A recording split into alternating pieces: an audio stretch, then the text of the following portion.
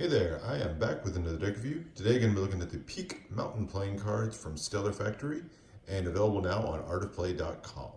Stellar Factory is a product and game design studio based in Boulder, Colorado, where they have, as you may know, a lot of mountains. And they drew on those mountains, specifically what are known as the 14ers, as inspiration for this deck.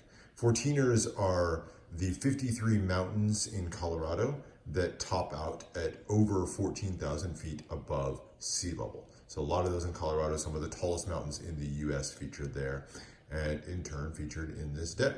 Let's take a look at it and see what we got. So first off, the tech case. It is this kind of plain, glossy, regular stock, nothing too special as far as that goes on the tug case, no embossing or foiling or anything, and just a very simple black and white design here on the front. So this is Peak Mountain Playing Cards, and then you have this line drawing that forms the shape of a mountain peak. And you can kind of see those different mountain peak levels coming through here. So pretty cool, clean design to it. No color splashes or anything like that. Just a very simple black and white design. That mountain peak continues over to the sides, and then it adds the 4 suits here. This kind of pip for the 4 different suits. And then same thing going on the other side. Bottom has just some ad copy here and a barcode. And then on the top says Peak Mountain Playing Cards. On the back has, this is not the back design of the cards, but it just has a paragraph explaining a little bit about Peak Playing Cards and their inspiration, the 14ers of Colorado. And then a mention of Stellar Factory there at the bottom. Don't love that they put that big paragraph, kind of the back of the book look to the back of the tug case. Kind of wish they'd continued with more design elements there on the back, but is what it is. So that is the tug case, and then as you open it up, no printing or anything on the inside. And then we will get to the deck. So first off, the back design of the cards. So this is it. It is, again, all in black and white, no color or anything on the back. And I really like what was done with the back design of the cards. Features in the center, this is a sun with the rays coming out, so that sun is really the dominant look to the entire card. But in the top and the bottom, you have this clouds with a mountain peak coming out above the clouds and kind of out into the sunlight. Very, very cool, dramatic look to the backs of the cards. Love that they featured the sun so dramatically within that. Love there's a 2-way back design, so nice looking back to the cards, even without the color. Has a medium to thick white poker border around the edge, and that is it for the backs of the cards.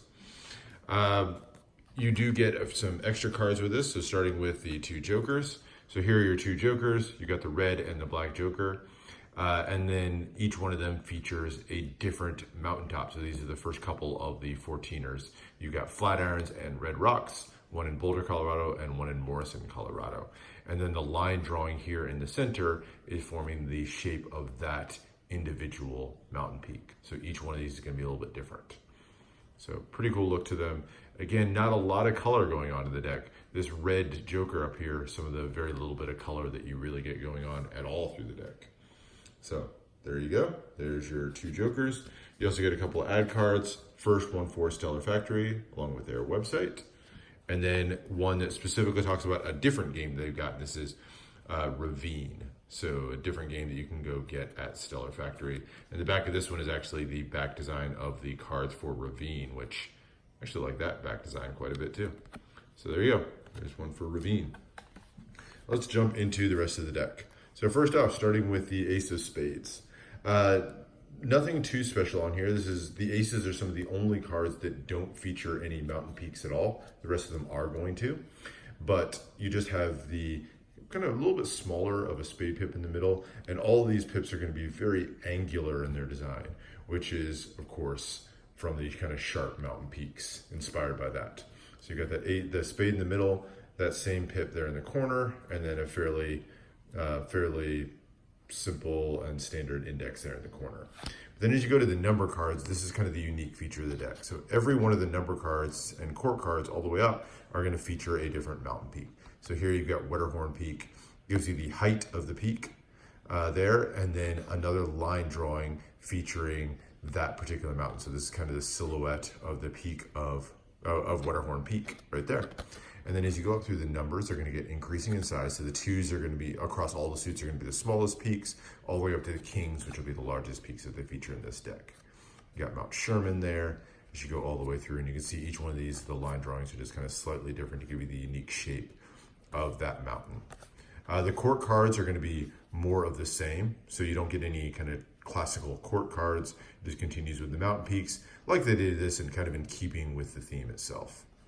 And then the only color that you're going to get is the color change as you go to the red suits. So the indices in the corner are going to be in red instead of black, but the mountain design in the middle is still going to be in black and white. See here, we got Mountain of the Holy Cross, and then larger and larger mountain peaks as you work your way towards the court cards. So Crestone Peak, one of the larger ones that they feature here. There's your clubs with Mountain Lincoln, Castle Peak, and Mount Wilson. And then through the numbers, one of my favorite pip designs in this thing is the club. I really like the hexagons that they use to form up the club to kind of keep that looking in a very angular shape. And then there's your hearts, and on down.